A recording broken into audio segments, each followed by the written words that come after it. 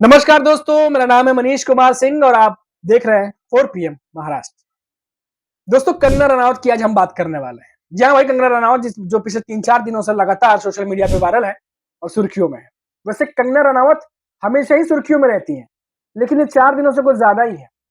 पहले तो उन्होंने कृषि कानून पे जो बयान दिया, उसके बाद आपने देखा क्या कुछ हुआ। फिर उन्हें माफ़ी माँगनी पड़ी और उनके चेहरे से साफ दिखाई दे रहा था, जो वीडियो आपने भी देखा होगा सोशल मीडिया पे जो शेयर की थी उन्होंने, कि कितना दबाव और प्रेशर उनके ऊपर है।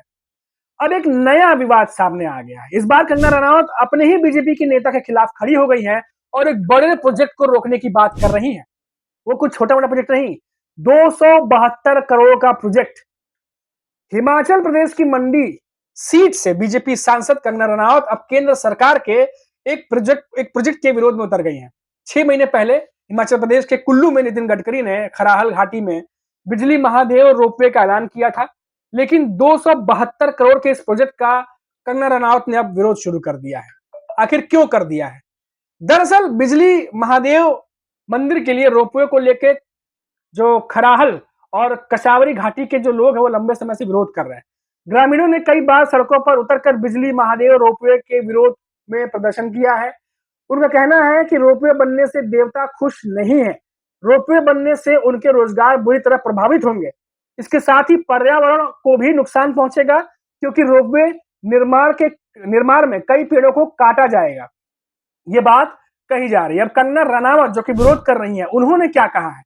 कंगना रनावत ने कहा है कि मैंने इस प्रोजेक्ट को लेकर के नितिन गडकरी से मुलाकात की थी। इस मामले की जानकारी भी दी है।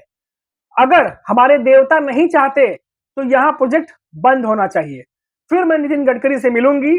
हमारे लिए हमारे देवता का आदेश आधुनिकीकरण से ज्यादा जरूरी है। ये बात कंगना रनावत कह रही हैं। आखिर क्या है ये प्रोजेक्ट? हिमाचल में कुल्लू के माहौल नेचर पार्क में केंद्रीय मंत्री नितिन गडकरी ने बिजली महादेव रोपवे का वर्चुअली शिलान्यास किया था। ये रोपवे 1.5 साल में बनकर तैयार किया जाना है और कहा जा रहा है कि इस रोपवे के बनने से करीब करीब 36,000 सैलानी एक दिन में बिजली महादेव पहुंचेंगे और यहाँ के पर्यटन को भी इससे काफी फायदा पहुंचेगा। ये तो एक अनुमान है। इस रोपवे की अहमियत बताते हुए दावा किया गया है कि इससे श्रद्धालुओं को काफी मदद मिलेगी और अभी सड़क मार्ग से बिजली महादेव पहुंचने के लिए सैलानियों को 2 से 3 घंटे का सफर तय करना पड़ता है, लेकिन रोपवे के माध्यम से सैलानी सिर्फ 7 मिनट में बिजली महादेव पहुंच सकेंगे और घंटे भर में पहुंचेंगे करीब करीब 1200 लोग। रोपवे निर्माण कार्य करने वाली national highway logistics management limited के मैनेजर अनिल सेन ने बताया है कि बिजली महादेव का यह रोपवे मोनो केबल रोपवे होगा और 55 बॉक्स इसमें लगाए जाएंगे। इसकी क्षमता 1 घंटे में 1200 लोगों को ले जाने की होगी और बाद में इसकी क्षमता 1800 तक किया जाएगा।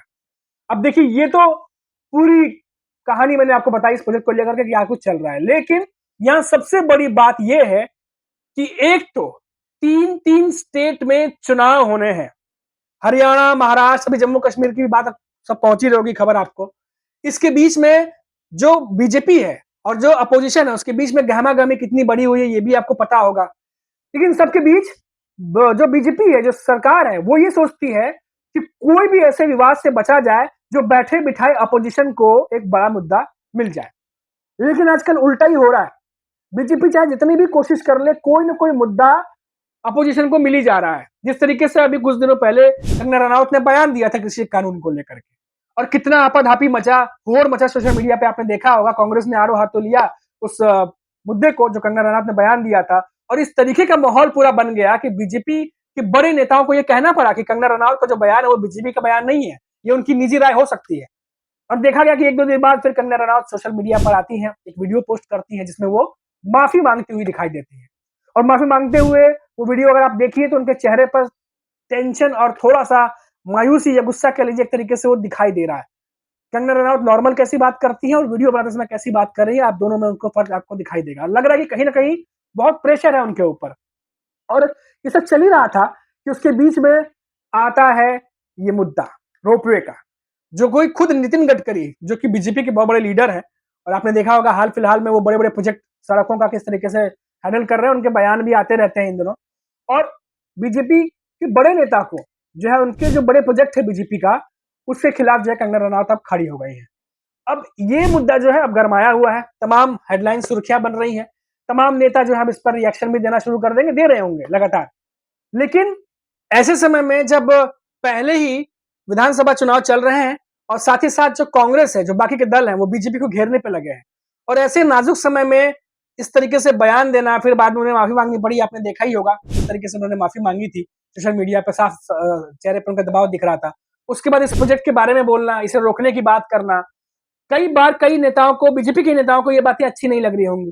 खैर, अभी ये पूरा मामला गरमाया हुआ है, सुर्खियां बनी हुई हैं और फिर से एक बार कंगना रनावत जो है उन्होंने अपने इस बयान से, जो कि तमाम न्यूज़ पब्लिकेशन में सुर्खियां बन रही हैं, सुर्खियां बटोरने में कामयाब रही हैं। अब देखना होगा कि नितिन गडकरी से उनकी मुलाकात होगी, तो बात आगे क्या बढ़ती है और क्या कुछ होती है। अभी के लिए फिलहाल इतना ही, फिर लौटेंगे तो बात करेंगे महाराष्ट्र की किसी बड़ी खबर पर। तब तक आप देखते रहिए 4 PM महाराष्ट्र और मुझे इजाजत दीजिए। नमस्कार।